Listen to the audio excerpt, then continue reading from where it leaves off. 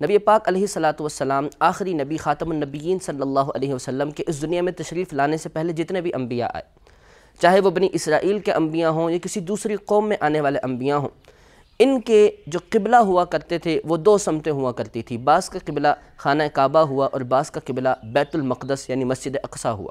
آقا کریم علیہ الصلاۃ والسلام جب ہجرت کر کے مدینہ منورہ تشریف لے گئے، آپ کے دل کی خواہش یہ تھی کہ قبلہ ہمارا کعبہ معظمہ بنے، لیکن اللہ تبارک و تعالیٰ کی طرف سے حکم یہ تھا کہ آپ نے بیت المقدس یعنی مسجد اقصیٰ کی طرف منہ کر کے نماز پڑھنی ہے۔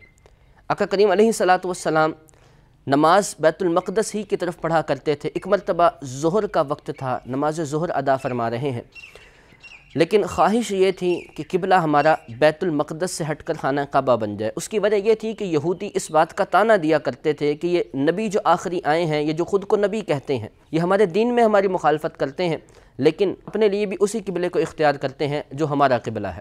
تو اس وجہ سے آقا کریم علیہ الصلاۃ والسلام یہ چاہتے تھے کہ ہمارا قبلہ خانہ کعبہ کو بنا دیا جائے۔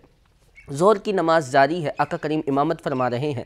دوران امامت کریم آقا صلی اللہ تعالیٰ علیہ وسلم بار بار اپنا رخ انور آسمان کی طرف اٹھاتے ہیں، اس انتظار میں کہ شاید جبریل امین وحی لے کر نازل ہو جائیں، یہ حکم آ جائے کہ اللہ تبارک و تعالیٰ نے آپ کے قبلے کو خانہ کعبہ بنا دیا ہے۔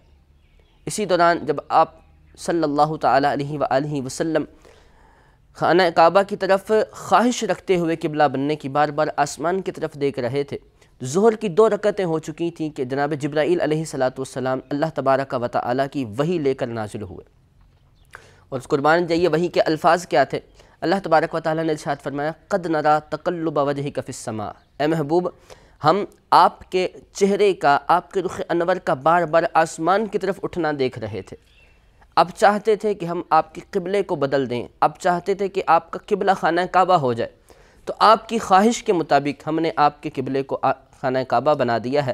فولی وجہک شطر المسجد الحرام، اپنا رخ انور خانہ کعبہ کی طرف پھیر لیجئے۔ ظہر کی نماز ہے، دوران نماز میرے کریم آقا 2 رکعتیں بیت المقدس کی طرف پڑھ چکے ہیں، انہی 2 رکعتوں کے بعد دوران نماز بقیہ 2 رکعتیں پڑھنے کے لیے کریم آقا خانہ کعبہ کی سمت اپنا رخ انور پھیر لیتے ہیں، اور تمام کے تمام صحابہ بھی دوران نماز ہی سرکار علیہ الصلاۃ والسلام کے پیچھے پیچھے خانہ کعبہ کی طرف اپنا چہرہ اس طرف کر لیتے ہیں۔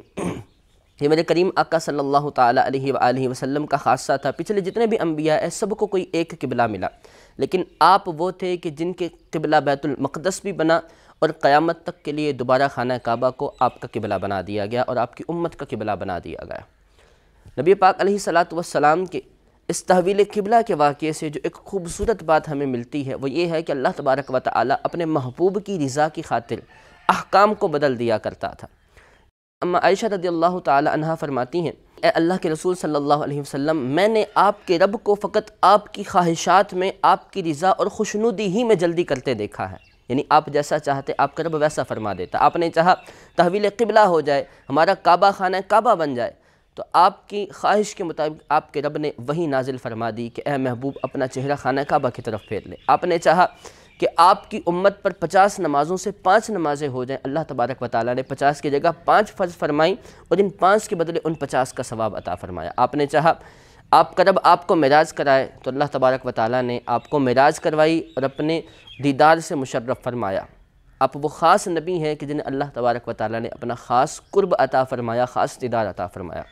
اس کے علاوہ کل بروز قیامت آپ کو لواء الحمد جو عطا کیا جائے گا، حمد والا جھنڈا کہ جس کے تحت تمام انبیاء کرام آ جائیں گے، یہ آپ کا خاصہ ہوگا۔ اس کے علاوہ قیامت کے دن آپ سب سے پہلے شفاعت کریں گے، یہ آپ کا خاصہ ہوگا۔ اور آپ علیہ الصلاۃ والسلام نے فرمایا انا سید ولد آدم ولا فخر، کہ میں تمام اولاد آدم کا، تمام بنی آدم کا سردار ہوں گا قیامت کے دن، اس میں کوئی فخر نہیں۔ یہ آپ کو سیادت کا صحرا سجانا یہ آپ کی رضا کے لیے تھا، آپ کی خوشنودی کے لیے تھا۔ تو کریم آقا صلی اللہ تعالیٰ علیہ وآلہ وسلم کی خوشنودی کے لیے اللہ تبارک و تعالیٰ نے بہت سے احکام بدل ڈالے، کہ اس لیے کہ میرا محبوب جو چاہتا ہے اللہ تبارک و تعالیٰ نے وہ فرمایا۔ رب تعالیٰ کی مرضی تھی، رب چاہتا تو نہ کرتا، لیکن رب کی حکمت تھی، رب نے چاہا جیسا محبوب چاہتے ہیں رب نے ویسا فرمایا۔ اللہ تعالیٰ ہمیں حضور علیہ الصلاۃ والسلام سے سچی محبت عطا فرمائے، نبی پاک علیہ الصلاۃ والسلام کی پیاری شریعت، پیارے اسلام پر عمل کرنے کی توفیق عطا فرمائے۔ السلام علیکم ورحمۃ اللہ وبرکاتہ۔